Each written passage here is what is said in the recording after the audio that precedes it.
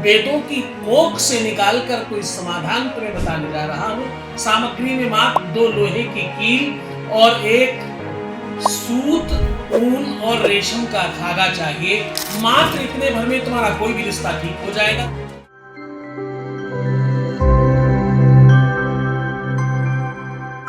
अतिशय प्रीति अगर दर्द है तो तुम सच मानना भक्ति महादर्द है। तुम किसी को प्रेम करते हो, किसी को चाहते हो, तुम्हारा कोई रिश्ता खराब हो रहा है। रिश्ते अनेकों हैं। आपका बेटा है, आपकी बेटी है, आपका अपना सास है, ससुर है, देवर है, जेठ है, देवरानी है, आपका पति है, आपकी पत्नी है, आपका जीवन साथी है। किसी भी प्रेम के रिश्ते में अगर संकट है तो उसका समाधान भी है। वेदों में, पुराणों में, शास्त्रों में खूब दबाकर सॉल्यूशन और समाधान लिखे हैं। आपको एक बात बताऊं, इतना सार छिपा है यहाँ, इतना कुछ छुपा हुआ है, उस पर रिसर्च करना बाकी है। आज वही तरीका, वही ढंग आपको बताने जा रहा हूं। With astrology.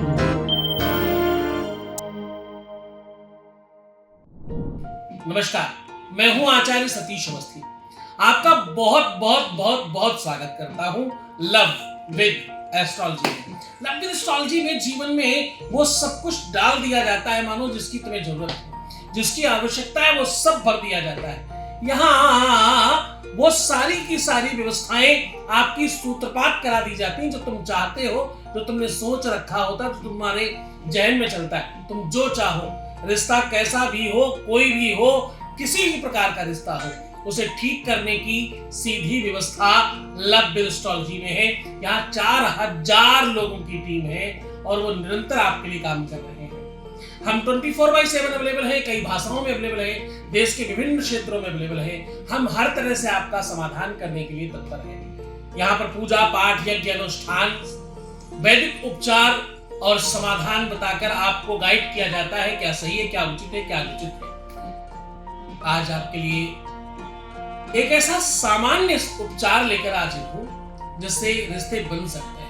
एक बात कहूं, रिश्ता अगर बिगड़ रहा हो, रिश्ता खराब हो रहा हो, रिश्ते अगर बहुत अनुकूलता में नहीं हो तो जीवन का सब सत्यानाश हो जाता है। ना कहीं खाने में मन लगता है, ना पीने में मन लगता है, ना कोई चीज अच्छी लगती है, ना कहीं किसी काम में मन लगता है, यहाँ तक कि दिनचर्या भी खराब हो जाती है। ये ऐसा दर्द है जिसे न बयान किया जा सकता है, न बताया जा सकता है और न शब्दों में उसे डाला जा सकता है। ये अजीबोगरीब दर्द है।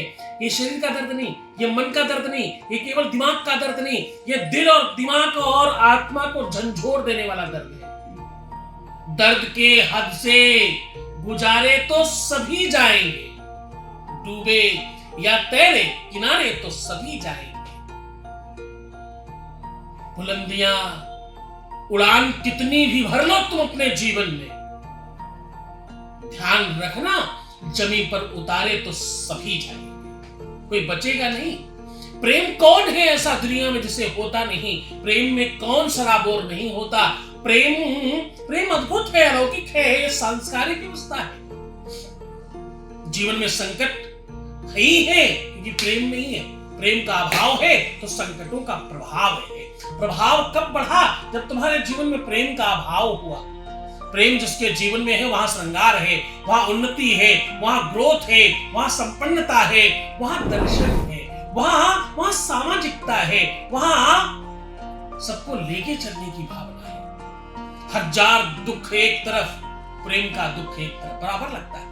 अगर तुम किसी ऐसे दुख में हो, किसी पीड़ा में हो, किसी संकट में हो तो आज समाधान बताने जा रहा हूं। दर्द में रहने के लिए तुम एक बात ध्यान रखना, तुम अगर दर्द में हो, पीड़ा में हो, संकट में हो, मुसीबत में हो, किसी भी दिक्कत में हो, तो तुम ध्यान रखना इस बात का, रोने से, बिलखने से, परेशान होने से, उल्टा सीधा सोचने से, निगेटिव हो जाने से,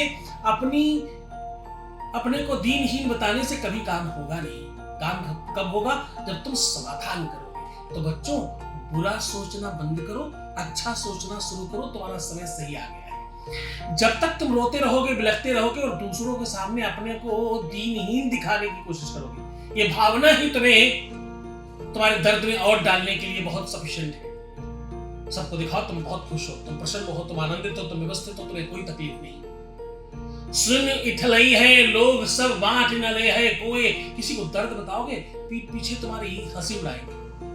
कोई बांट नहीं लेता, कोई तुम्हारा दर्द बांटता नहीं। लोग फालतू में चिक चक करते हैं। अरे रे रे रे रे रे, अंदर फीलिंग नहीं होती इनमें सब में। तुम्हारे दर्द को सुनकर कोई वेदित नहीं, कोई संवेदित नहीं होता, किसी में दर्द नहीं होता, सब तुम्हारा मजाक उड़ाता है। इसलिए किसी को बताओ मत, सबके सामने तो मुस्कुरा कर दिखाओ।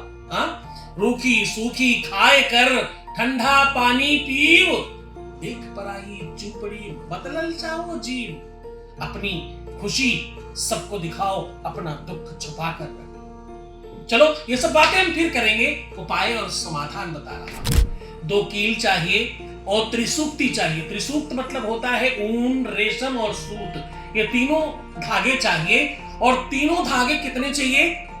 आपने हाथ से नाप लीजिए, 3.5 हाथ, 3.5 हाथ के तीनों धागे चाहिए।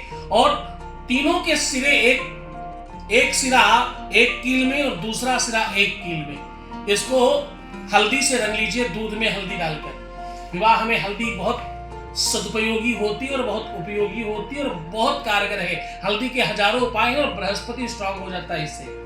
कील लोहे की है, इससे शनि ठीक होगा। त्रिशूक्ति से ग्रहों में जो तुम्हारे कुचक्र चल रहा है वो अनुकूल हो जाएगा।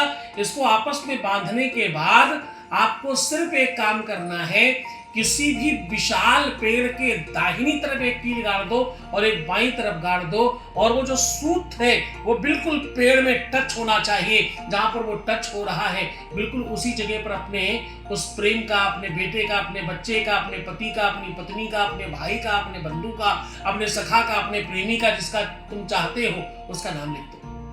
बस इतना करके चले आओ। रविवार, मंगलवार, शनिवार अथवा किसी भी दोपहर में किया गया ये उपाय कुछ ही क्षणों में काम करना शुरू कर देता है। बस उस धागे का टच उस नाम पर होना चाहिए, बस इतना तुम्हारा काम है। बाकी सब अपने आप होगा, सब अनायास होगा। आप बिल्कुल निश्चिंतता के साथ घर बैठ जाइए। आपको कुछ और नहीं करना, कोई मंत्र नहीं बोलना, कोई दूसरी बात नहीं कहनी। बस नाम लिखो और उसी के ऊपर वो धागे गिरने चाहिए, वो टच करते होने चाहिए। बस इतना सा ध्यान रखिए, इतने भर में तुम्हारा काम 100% हो जाएगा। मुस्कुराओ, सुंदर बनो, हर आधे घंटे में प्रणाम करके पानी पियो। अपना बहुत ख्याल रखना। मैं हूं तुम्हारे साथ हर हाल में, हर परिस्थिति में, हर स्थिति में मैं तुम्हारे साथ खड़ा हूं। रोने से नहीं, प्रयास करने से सब ठीक होगा। उदास होने से नहीं, निराश होने से नहीं, नेगेटिव थिंकिंग के साथ नहीं, अपने आप को समाप्त कर देने से नहीं, प्रयास करने से, उपाय करने से, समाधान करने से, आगे बढ़ने से काम होगा। खूब जियो, अच्छे रहो। आपकी कीमत ज्यादा है। अपनी सुरक्षा, अपनी रक्षा व्यवस्थित रखो। मैं तुम्हारे साथ हूं।